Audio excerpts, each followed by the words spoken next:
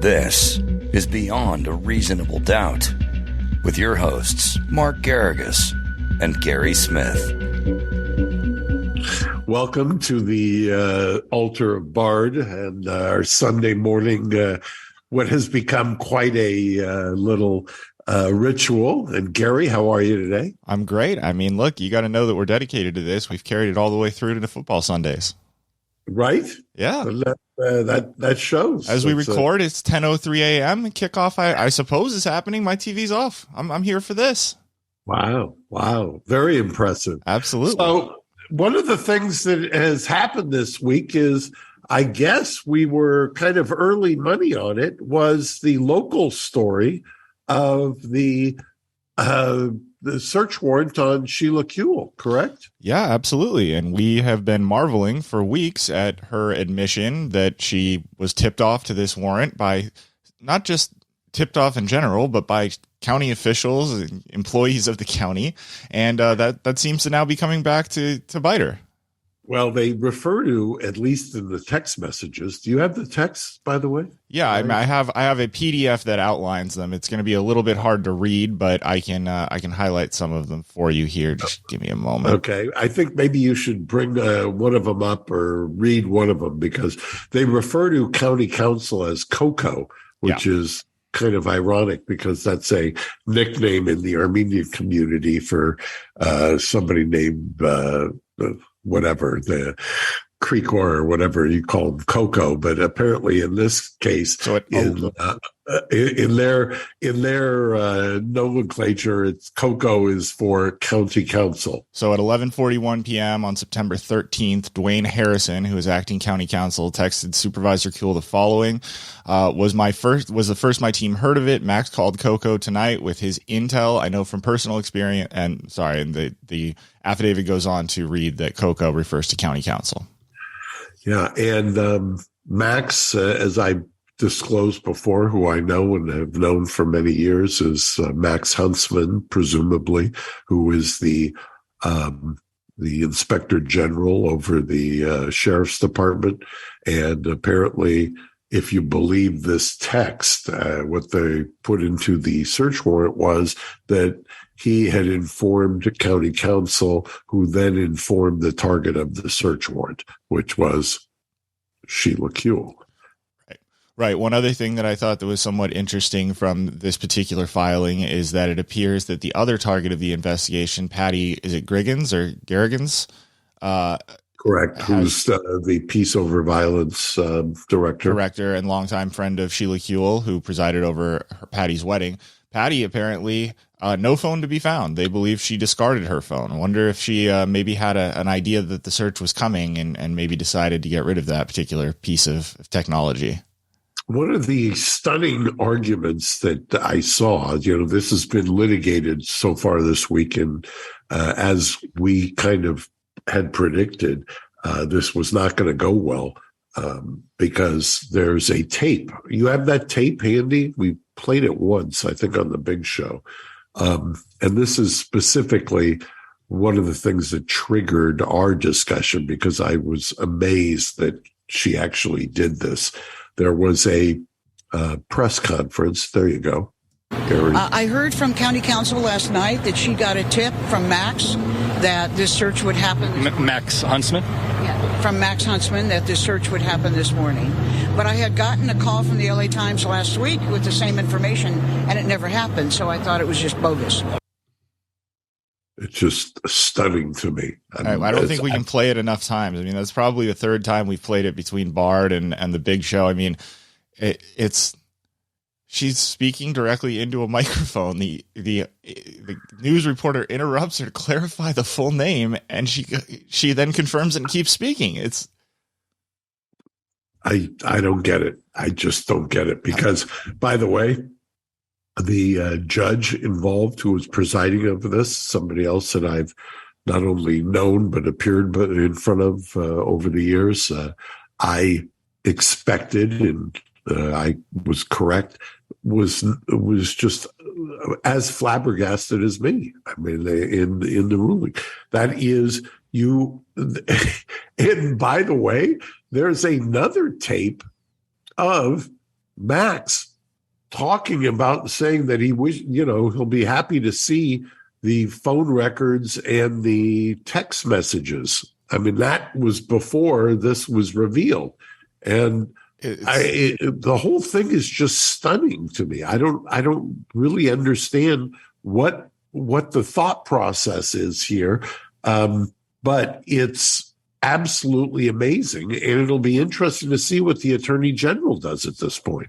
Because remember, the sheriff who has been vilified by the LA Times, mind you, we haven't even gone down the path of the fact that the LA Times had a week head start on this, 1 week, and was telling or tipping off a subject of a search warrant, and why that's free speech or covered or cloaked in free speech is beyond me as well.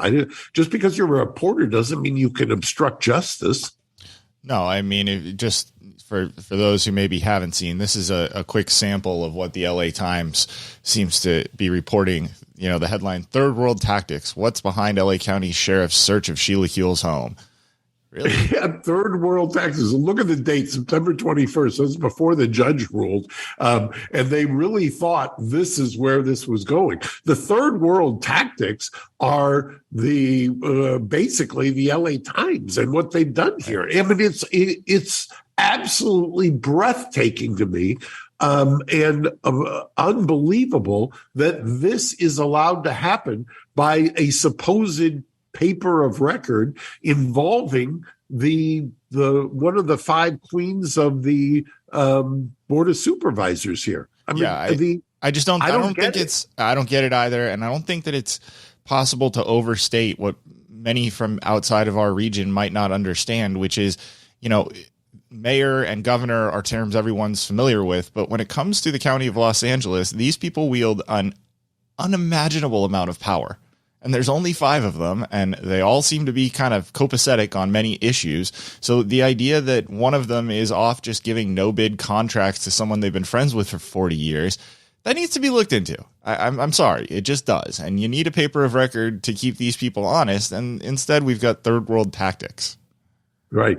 And but you could put up headline after headline. I mean, the whole thing has been characterized. Mind you, the fact that the sheriff had actually recused himself in this, he gets lost in the shuffle, number one. And number two, they are determined, the paper is determined to get him unelected. And the idea that a journalistic enterprise would just ignore the fact that the same Board of Supervisors also has on the ballot for the same election the ability to undo a democratic election by 3/5 of a vote. They want to be able to basically remove an elected official from office is stunning as well, especially, my side of the aisle. We're talking about democracy. We're talking about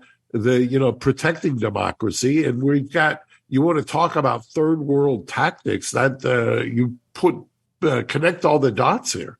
Yeah. And I mean, it does not take a distant look into history to find a way to be worried about giving these 3 of 5 people that kind of power. I mean, just look at how they acted when it came to restaurant shutdowns and COVID. I mean, it's just, we can't be ceding this amount of power to already 5 of the most powerful people in the county. It's absolutely wild. And, to your point about the reporting in the Los Angeles Times, I had to sit down with Mike Dawson the other day and kind of explain this to him because he hadn't heard our latest episode, and he was taking the headlines that, the case had been stolen from the sheriff and that, it was taken away from him because he has no right to, he's using these draconian tactics. And Dawson, no. And Dawson pays attention to the news and probably leans closer to Adam than he does to you. So the fact that it's getting disseminated down to him and he's not getting it, I fear for those who are not, following as closely as you and I. Well, this story, even though it's local, I think you could extrapolate into problems that we've got nationally as well. It's one of the reasons we focused on it, and we will continue to focus on it. And thank heavens that you've got judges who looked at the facts and took the declaration. One of the things that they had been banding about in this case was that the search warrant had first gone to one judge. Right. That she had asked for a special master, and they were trying to avoid her, which is why they went to Judge Richmond. Well, turns out, guess what? That first judge was on vacation, something that was conveniently ignored, but deliberately was put out. I would say. Yeah. A cynic might say that it was deliberate and in order to cook the narrative, so to speak. Yeah, it's absolutely wild. All right, well, let's go to a little bit less local real quickly. One story that I teased on the big show on Wednesday was the Adnan Syed verdict being overturned in Baltimore. I think that's, anyone who listened to Serial, which was arguably kind of the mainstream launch of podcasts. I don't know if that's overstating it, but I think that was sort of when I stopped having to ask people if they knew what a podcast was, and he has now been let out. Some are pointing to the DA who did this and lauding her, and some are quite on the opposite side. Yeah, it's interesting because this was on the prosecution's motion. Right. This was not as a result of the defense arguments. The prosecution's motion, if you read it and if you listen to what was stated, basically parrots what the defense has been arguing. And it appears now that clearly, and the two things that struck me most were what the defense has been arguing for years is that there were two alternative suspects that the prosecution failed to disclose. They knew about these alternative suspects. They did not disclose it to the defense. And that alone, to my mind, should give somebody a new trial. You don't put somebody away when you're sitting on alternative suspects. That's precisely what a defense lawyer is supposed to do, is to come up with credible evidence and develop an investigation that points to somebody else. And they had not one, but two other suspects, including one of the suspects who apparently had made in real time a threat of harm to the victim. So to me, that's stunning. I always feel for the victims or the complainants in these cases because, from their standpoint, they rely on and they become kind of invested with the prosecution, because that's the person who's articulating and trying to get them justice. And to then years or decades later find out that they were sitting on evidence, the prosecution, your warrior, right, so to speak, that points to two other people, you have to say to yourself, that's pretty devastating material. And why is it? Were they so convinced? Was the prosecution so convinced of this man's guilt that they were blinded by that? But if that is the case, then the argument is, well, then why, if you're so convinced, are you worried about turning this over to the defense? Yeah. And, to your point, there was two other suspects. There was a connection with one of those suspects to a property where the body that was in proximity to where one of the cars used in the crime was committed. It's just, there's an embarrassment of things that were overlooked or suppressed. And now here we are. And yeah, I agree with you. These people, we're talking 20, 21, 22 years here that they thought this was behind them. And now they're straight back in the middle of the media. And it's just, it's a very nuanced thing, and it's going to be interesting. And I believe, if I'm not mistaken, the prosecution has set a time period to decision as to whether to retry him. I thought it was 30. I thought it was 30 days, if my memory is correct, but I'm not positive about that. But for anyone who's interested, you can go check out the new episode of Serial that they dropped on that original podcast feed. It's an interesting 25-minute update.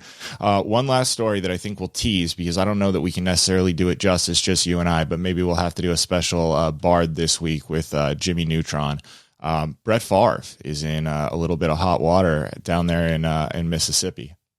Yeah, this is an interesting case, and I'm going to get up to speed on it so that we can talk about it. So let's tease it and let's do it on a BARD this week, because there's been some of the reporting has been, I think, accurate. Others is other articles that I've read seem breathless, and I'd like to try to get the facts in hand before we start talking about it. I couldn't agree more. I've read several conflicting articles myself, and I'm trying hard to find the truth through the weeds. So, sitting here in Southern California, it's very difficult to ever read an article and not be without a jaundiced eye. So let's not exacerbate that. Couldn't agree more. Mark, thank you so much for your time. Go enjoy some football.